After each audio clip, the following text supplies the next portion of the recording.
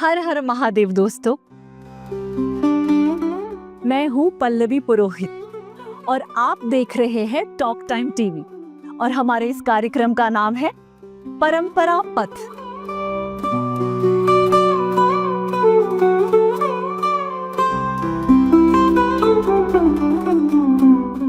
तो दोस्तों, सावन तो आ चुका है। कैसे चल रही है आपकी तैयारियां?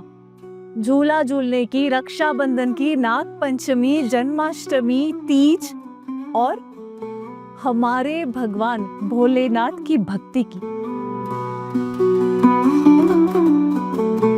कंकड़ कंकड़ में है शंकर, ऐसे ही है हमारे भगवान भोलेनाथ। वैसे हमारे भोलेनाथ 12 महीने 7 दिन 24 घंटे अपने भक्तों के कल्याण के लिए उपस्थित हैं। लेकिन सावन के महीने में उनकी भक्ति से हमें विशेष लाभ मिलता है।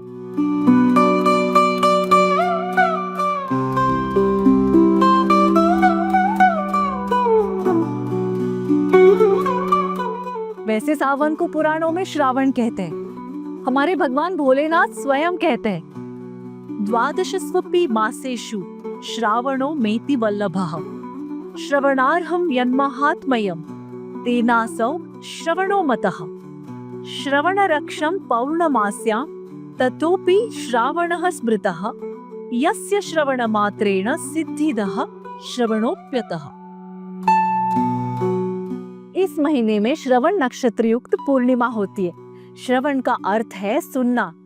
कहते हैं सिर्फ इनकी महिमा सुनने से ही भक्तों को अनेक लाभ प्राप्त होता है। इसी महीने चतुर्मास का भी आरंभ होता है, जो व्रत, पर्व, ध्यान और साधना का काल माना जाता है।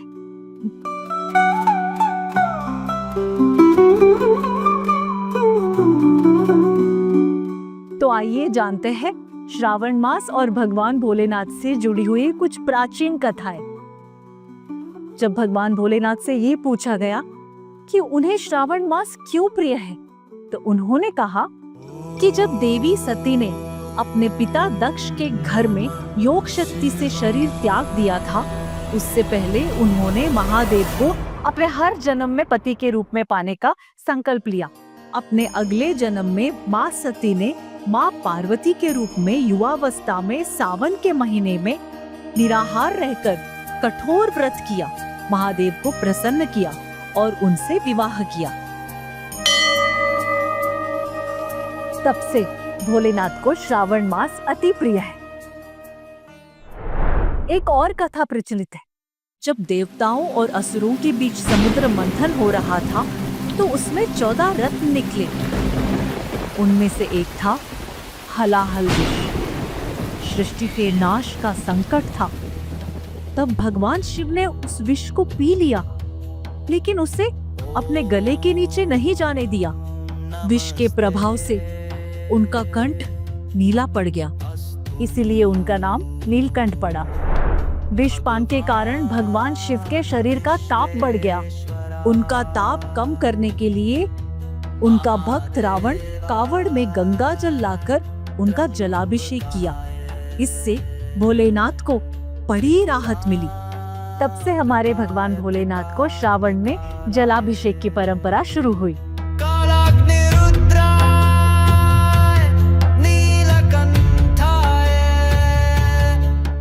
भगवान शिव इससे प्रसन्न होकर भक्तों की मनोकामनाएं पूरी करते हैं। तो दोस्तों, ये थी श्रावण मास की कुछ कहानियां। आइए अब जानते हैं कि श्रावण मास में क्या होता है और क्या करना चाहिए। पूरे सावन भर देश के ज्योतिर्लिंग पर भक्तों का मेला लगता है।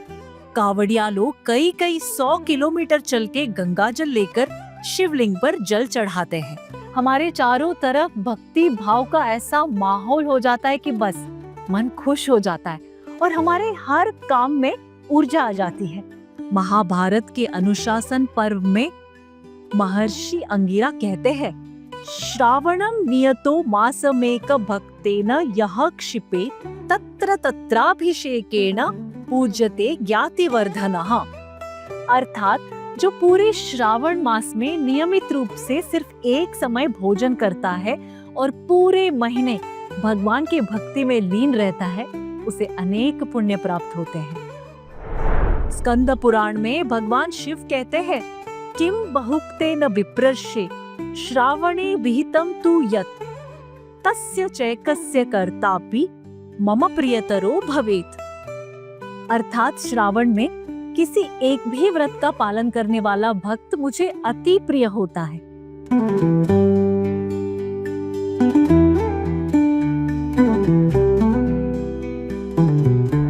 आइए अब बात करते हैं सावन में नियमित पूजन विधि और सामग्री की। जो सामग्री चाहिए वो है गंगा जल या शुद्ध जल, दूध, दही, घी, शहद, शक्कर, भस्म, भांग, धतूरा, सफेद फूल, दीपक, धूप, कपूर, श्रीफल, फल, पंचमेवा और बेलपत्र। बेलपत्र से याद आया, शिव पुराण में एक श्लोक है, त्रिदलम त्रिगुणाकारम त्रिनेत्रम च त्रियायुधम त्रिजन्म पाप संहारम एक बिल्वम शिवार्पणम। इसका अर्थ, शिव जी को बेलपत्र अति प्रिय है। इसे चढ़ाने से हमारे तीनों जन्मों का पापों का नाश होता है। पूजन विधि: प्रातः स्नान करके साफ सुथरा वस्त्र धारण करें, शिवलिंग का पंचामृत और जल से अभिषेक करें, ओम नमः शिवाय के साथ 108 बार जल चढ़ाए, बेलपत्र, भस्म, भांग, धतूरा अर्पित करें, दीपक जलाकर ओम जय शिव ओमकारा की आरती करें। उसके बाद शिव चालीसा या रुद्राष्टक का पाठ करें। अंत में प्रार्थना, हे भोलेनाथ, सावन में आपकी आराधना से मुझे और मेरे कुल को शांति, आरोग्य और मोक्ष की प्राप्ति हो।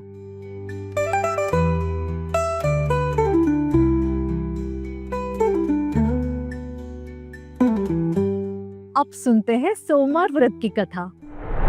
बहुत समय पहले एक निर्धन ब्राह्मण और उसकी पत्नी शिव भक्त थे। उन्होंने संतान प्राप्ति के लिए श्रावण के सोमवार व्रत का संकल्प लिया। पूरे महीने व्रत किया और अंत में शिव ने प्रसन्न होकर उन्हें पुत्र रत्न का वरदान दिया। इसलिए सावन के सोमवार के व्रत से हमारी हर मनोकामना पूर्ण होती है। व्रत विधि: प्रातः स्नान के बाद संकल्प ले, दिन भर निराहार या निर्जल व्रत रखे, शाम में शिव जी की पूजा करे और अगर मंदिर में जलाभिषेक करने जाए तो जल अपने घर से लेकर जाए, क्योंकि हमारे घर के जल में अगर कोई नेगेटिविटी होगी तो वो भी चली जाएगी। शिव कथा पढ़े या सुने, दीप, धूप और नैवेद्य से शिवलिंग की आरती करे। अगले सोमवार उद्यापन करे, विशेष भोग और दान के साथ। अभिषेक मंत्र: जल से ओम नमः शिवाय, दूध से ओम सोमाय नमः,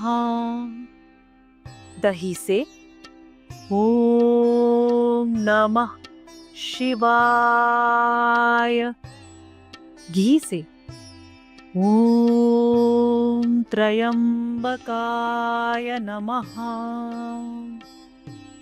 शहद से ओम ईशानाय नमः,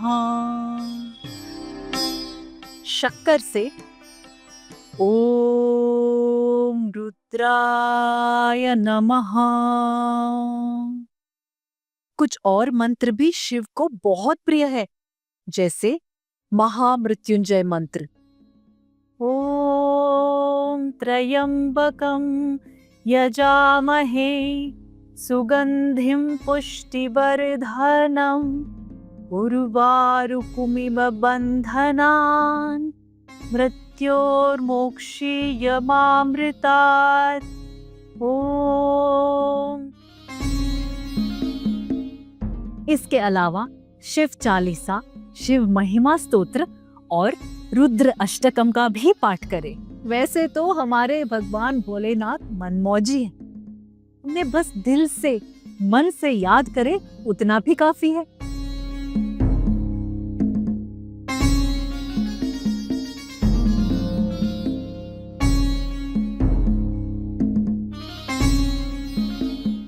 तो दोस्तों, सावन में भोलेनाथ के भक्ति का लाभ आप सबको मिले, इसी मंगल कामना के साथ आज मैं आप सबसे विदा लेती हूँ।